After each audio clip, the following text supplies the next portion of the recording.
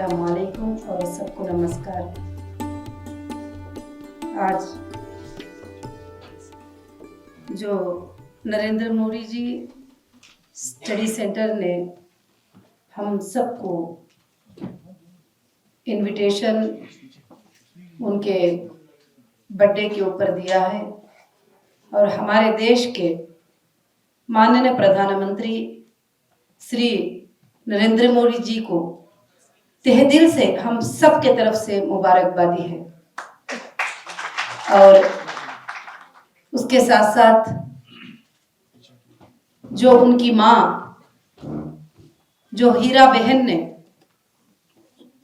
हमारे जो देश के प्राइम मिनिस्टर हैं, एक विलेज के एक कोने में अहमदाबाद गुजरात में उनको जो जन्म दिया, उनके जन्म देने पर भी उनको मुबारकबादी हो, जबकि वो सोचे नहीं थे कि उनके बेटे देश के प्राइम मिनिस्टर बनेंगे।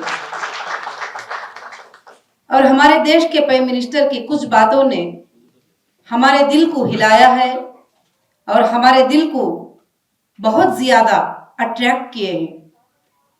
बहुत सारे देश में प्राइम मिनिस्टर आए हैं, उनके लेवल में उन्होंने काम किया है, मगर जो हमारे देश के प्राइम मिनिस्टर ने जो काम किया है वो हजारों साल तक रोशन रहेगा।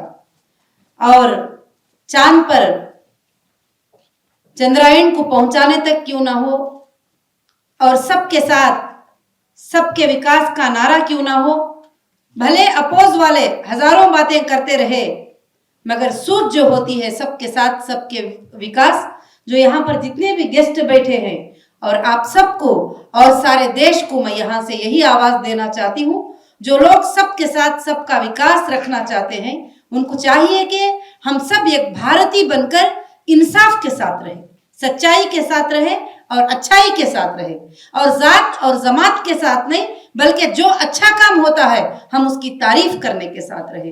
तो उसके साथ साथ हम अपने देश के प्रधानमंत्री को वापस हजारों बार मुबारकबादी पेश करते हुए और उनके जन्मदिन को ऊपर वाला अल्लाह रब्बुल आलमीन उनके उम्र को दराज करे और देश के बहुत सारे काम करने के मौके दे।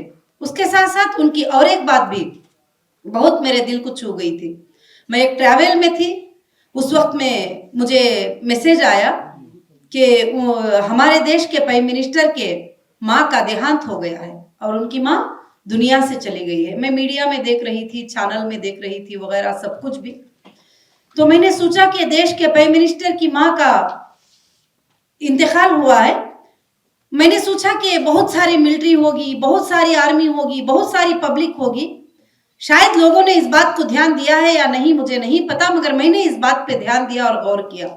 मैंने सोचा कि बहुत सारी लंबी पब्लिक होगी, पूरे लोग आएंगे, पूरा देश आएगा, पूरे चीफ मिनिस्टर आएंगे, पूरे इंडिया के मिनिस्टर जाएंगे, कैबिनेट मिनिस्टर जाएंगे, बहुत सारा हंगामा होगा, मजमा होगा। मगर हमारे देश के प्राइम मिनिस्टर की जो सोच थी वो बहुत अच्छी सोच थी। जब उनका पर्सनल लेवल आता है तो उन्होंने कहीं भी जो है पब्लिक मनी को यूज नहीं किया और पब्लिक मनी को खर्च नहीं किया और खर्च होने से उन्होंने बचाया। और मैंने देखा कि उस वक्त जब देखते हैं तो उनकी माँ का जब देहांत हुआ है और आखिर वक्त में उनके जो आखिर के वो जो ये होते हैं वो इतनी सादगी से थे, जो बहुत कम लोग बहुत सादगी से वो साथ में गए और उसी दिन उनका पूरा वो जो अंतिम संस्कार था, जो भी थे रस्म और रिवाज, वो सब कुछ उन्होंने कर दिया और आकर मीटिंग में शिरकत कर लिए। और ये मैं न्यूज में देख रही थी, तो मैंने ये किसी को आज तक शायद मैं किसी को अपने आसपास वालों को भी ये बात नहीं बताई, क्योंकि आपको मालूम है कि कुछ बातें बोलते हैं तो लोग कुछ अलग बोलते हैं, कुछ अलग बोलते हैं। मगर आज उनका जन्मदिन था तो मेरे दिल में ये बात रही नहीं गई कि मैं उस दिन वो बात को देखी तो मेरे आंखों में आंसू आ गए और मुझे लगा कि ये सच में देश का प्रेम करने वाले हैं, ये सच में देश के पैसे को बचाने वाले हैं, ये सच में देश को चाहते हैं, ये सच में खुद की कोई मसलिहत नहीं है। अगर दूसरे प्राइम मिनिस्टर होते तो माँ के इसके वक्त में जो है मिलियनों रुपये खर्च करा देते थे, मगर उन्होंने इतनी सादगी से इस चीज को कर दिया कि सीधा फ्लाइट में आए और सुने और ये होते ही वापस आकर मीटिंग में भी शिरकत कर ली और फिर वापस जो है मीटिंग में आकर पब्लिक के लिए देश की बात कर रहे हैं। ये बहुत ही अच्छा लगा और दिल को छू गए। और दूसरी बात, मन की बात को लेकर बच्चे बच्चे को बात करना कि तुम्हारे मन में क्या है। आज लोग तो अलग अलग बातें बनाते ही बातें करते हैं कि उसने जीत गए, ये पार्टी है, ये पार्टी मुसलमान की मदद है, ये पार्टी माइनॉरिटी की है, ये पार्टी मुस्लिम की है, फलाने। तो मैं यहाँ जितने भी लोग बैठे हैं उनको और देश को एक ही मैसेज देना चाहती हूँ, पार्टी को और देश के प्राइम मिनिस्टर को पब्लिक बनाती है और पब्लिक देखती है, पब्लिक सोचती है और पब्लिक के हाथ में ये चीज होती है। इसलिए हम बीच में लड़कर ना मरे इन चीजों को और ना इन चीजों पर ध्यान दे। हम सब ये बनकर चले, इंसाफ के साथ रहे। भले जो भी इंसान इंसाफ करे उसकी बात करे और सच्चाई के साथ रहे। और उनकी बात, जो मन की बात करना, किसने, कौन से देश के प्राइम मिनिस्टर ने बच्चों के लिए उनकी मन की बात पूछने के लिए टाइम दिया है, वक्त दिया है, पूछा है कि बेटे बताओ तुम्हारे मन में क्या बात है? तो मगर नरेंद्र मोदी जी ने, हमारे देश के प्राइम मिनिस्टर ने बच्चों को मन की बात पूछकर उनके दिलों को छू लिया और उनसे पूछा, उनसे बात किया कि तुम्हारे मन की क्या बात है। और भी एक बात मेरे दिल को बहुत छू ली। अभी मैं ये बातें सब मैं कोई किताब में, कोई प्रिपेयर करके पेपर में नहीं लाई हूं, मैं माफी चाहती हूं। मेरे जो दिल में है ये बातें आपके सामने बता रही हूं। और मैंने देख रही थी, क्योंकि मुझे भी पहले पहले जब सुनते थे, अपने लोग कुछ कहते थे तो कुछ बातें सोचने पर मजबूर करते थे, मगर जब प्रैक्टिकल देखा गए तो ऐसे वंडरफुल इंसान, ऐसे वंडरफुल प्राइम मिनिस्टर आज तक देश में नहीं आए थे, ना आएंगे मेरे ख्याल से, जो इस तरह के देश के प्राइम मिनिस्टर हैं नरेंद्र मोदी जी। और उन्होंने अगस्त 15 में एक स्पीच दिए और स्पीच देते हुए देश की बात करते रहे, देश की बात करते रहे। बहुत सारे प्राइम मिनिस्टर के स्पीचों को जो है मैंने सुना है, मगर देश की बात करते करते हमारे प्राइम मिनिस्टर जी ने एक बड़ी बात कही थी। मैं सारे देश के महिलाओं को ये बात यहां से मैसेज देना चाहती हूं कि देश में महिलाएं कम नहीं है, 64 करोड़ वुमेन्स हैं देश के अंदर। और उन सारे महिलाओं को कहना चाहती हूं कि उन्होंने एक बात कही कि मैं देश में लखपति दीदीज को बनाना चाहता हूं, उनको बिजनेस वुमेन बनाना चाहता हूं, उनको अपने पैरों पे खड़ा करना चाहता हूं। कई स्कीम्स को लॉन्च किया है, भले स्कीम्स डेवलपमेंट नहीं हुए, विलेजेस तक नहीं गए, उन महिलाओं तक नहीं पहुंचे, मगर कई स्कीम्स जो है उन्होंने लॉन्च किए। उनको बिजनेस का लोन क्यों ना हो, फ्री इंटरेस्ट लोन क्यों ना हो, बहुत सारे स्कीम्स को जो है उन्होंने लॉन्च किया। मगर आज तक किसी देश के प्राइम मिनिस्टर ने अगस्त 15 के दिन और उस वहां पर रैंप पे खड़े होकर महिलाओं की सोच नहीं सोची,